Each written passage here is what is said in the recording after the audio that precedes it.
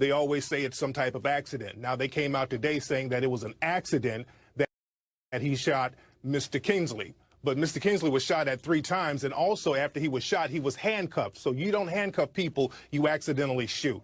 This man was targeted, and let's go back. Let's put this thing in the bigger context, because in 2006, the FBI put out a report stating that white supremacist groups have infiltrated law enforcement. So now we have a whole bunch of suspected race soldiers acting as cops, targeting black people, and nothing is being done about that. Randy, go ahead. Get out of here. Come on, get off that. That's a bunch of crap. Race soldiers, police officers out there giving their lives in the line of duty. There's nothing wrong with police, sir. There's nothing wrong with police. I like police officers. Prejudice and bias. Sir, I like police officers, but shooting unarmed people, that's not police work. That has nothing to do with the Constitution. Of course, and that's the problem that we have. There are issues here. I am not saying people are dying. That's the issue. There is. The issue is people dying. It's not a minimalized issue. It's an issue that people are dying, and killing people and executing people, that has nothing to do with police work. There's nothing in the police manual that says execute unarmed people. Who got executed here? Hell, Did someone get executed here that I didn't see? Just the last few weeks alone, Philando Castile, Alton Sterling, other black people have been executed. And how do you know that they were enforcement. Executed? Well, I have eyes in my 2020 Did you do the investigation? All right, guys. I have eyes. No, you watched 20 seconds of video like everybody else did. 1 second, gentlemen. We got to speak one at a time. The delay is affecting you guys. I want to get Evie in here. Evie, I know you want to comment, but I want you also to tell me something. This guy was shot in the leg, and yet, to Tariq's point, the guy laid on the ground for 20 minutes. Now, let me tell you, as a physician, you're lying on the ground with a bullet in your leg. You can get something called compartment syndrome. You can lose the leg. You can get kidney failure. You can die from an unattended wound to your limb. That, to me, is a big part of this story as well. Yeah, that's a significant issue. Just to jump on what Tariq said, when you do shoot someone, you can cuff them until you assess the situation. But you have to give them proper medical treatment within immediate time. Sitting there 20 minutes waiting to get treatment, that's an issue. Sir, no, sir, just hold on a moment. Let me just speak here for a moment. So now the other issue, Tariq, I gave you the respect of speaking, but you're not letting me finish. Go ahead, ma'am. We're on national TVs. Go ahead, ma'am. You know, so let's just take our terms. So the other thing with the shot, with the union member speaking, saying that he was actually trying to protect the man on the ground, that's another problem, because that goes back to police training, or the lack of.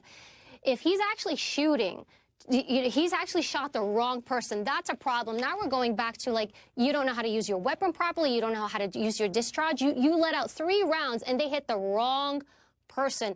That also goes back. They're going to look back at this person's shooting records. They're going to look always happen to be black, and that's the problem.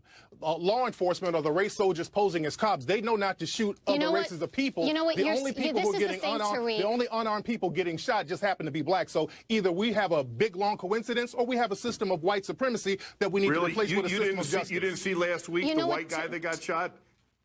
What white guy who got shot? Tariq, you're using very blanket statements. The one in Fresno that you saw that of course doesn't make a bit of difference to you. Well, they had to negotiate. They had to negotiate with that gentleman for a long time, and he was a white sacrifice. In the system of white supremacy, you will always sacrifice a handful of white people, but the vast majority of the people who are being targeted by race soldiers just happen to be black. Tariq, are you suggesting? So is the police officer that shot this man today, was he white? Yes, he was, from what I understand. He was a white Latino, from what I understand. Well, once again, you show your ignorance, because no, he was not white. He was Hispanic, but good try. Well, Hispanic is not a race, sir, but he was a white Latino, from what I understand. And again, we have a system of white supremacy where it is okay and you can kill black people with impunity, and that's the bigger issue that we need to address and come up with ways to punish these race soldiers who harm black people all the time. You know what, Tariq? You're calling these officers who wear this uniform, and you're putting everybody under this blanket statement that they're race soldiers. A lot of these people work very, very hard. Race soldiers. So police officers but that's what you're saying with this situation. I did not say all this is not the Tariq show. This is the Dr. Drew show, and you're supposed to let other people speak. But I got to stop everybody right now, because I have to go to break. Next up, the North Miami Police Chief is not offering explanation as to how this could have happened. It took them 3 days to come up with the explanation Randy would just mention to us. I'm wondering why. guy. And this topic and saying that Hispanic is not a race, they're the race of their own. So you're saying these things about these people, he's actually technically right about the Hispanic. I mean, anthropologists argue about whether race exists at all, but he technically is right. Even though I think a white supremacist would probably disagree with him on that. They would not want him. They would white not supremacists had no problem them. supporting George Zimmerman, so he was one of their brothers. So the thing is, because you can't check that box. So if you can't check that box, then everybody's white and then there's black. This is the thing. We're not going to fix this by being angry.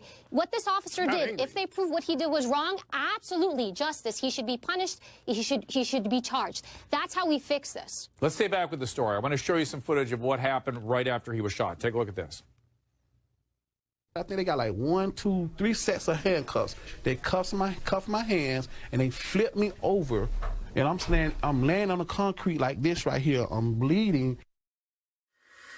See, Randy, as a physician, take everything else we've been discussing off the table. That treatment really bothers me. That was not appropriate medical or even humane treatment of somebody in custody, right? I mean, that really was a problem. It bothers me as well. It bothers me as well, Dr. Drew, because once an individual, I mean, and according to everything, this individual, Mr. Kinsey, didn't do anything wrong. Okay, so he is in fact the victim of an accidental shooting if we are surmising correctly from what's been reported. Randy, yes. Even if it were an intentional shooting, even if he was a criminal involved in a crime for sure, this treatment is not okay. And you don't shoot people three times by accident. You don't shoot people three. You don't shoot at people 3 times by accident. Okay, whatever, Tariq, whatever you want to say. Randy, be respectful. Right, I mean, you don't shoot at a person 3 times by accident and then handcuff them after you shoot them. I've never seen accidents like that. If the officer believed in his mind the perception that the autistic gentleman posed a threat, and that's what's going in his mind, and he fired 3 times. He's shooting at the autistic guy. He's not shooting at Mr. Kinsey. Mr. Kinsey was hit by accident. Right, let me give you a statement. You got to take that off the table. Let me give you a statement from the officer. You're absolutely right. Whatever he believes in his mind is not reality. I can make up a make-believe scenario in my mind, and I will be punished for it if I acted on it. Let me give you his statement. Let's go to the source. This officer actually gave a statement. He said, quote, "I took this job to save lives and help people. I did what I had to do in a split second to accomplish that, and hate to hear others paint me as something I'm not." And I think, Tariq, if he were hearing you, he would claim he would be upset. Well, I would be upset, too. An unarmed black man was shot, and unfortunately, this suspected race soldier will not be punished, and that is the problem. There's always some type of excuse if an unarmed black person is shot by a suspected race soldier. If the black person cannot be criminalized, the person doing the shooting can make up some scenario how they felt in their mind. So we live in a make-believe world when it comes to punishing people who are non-black. But when black people commit crimes or perceived to commit crimes, we're punished to the letter of the law. So we can't have this double-edged You're living in a make-believe world if you think they're race soldiers. Randy, let me show you what the lawyer of this guy said, the officer, his lawyer, when the officer was asked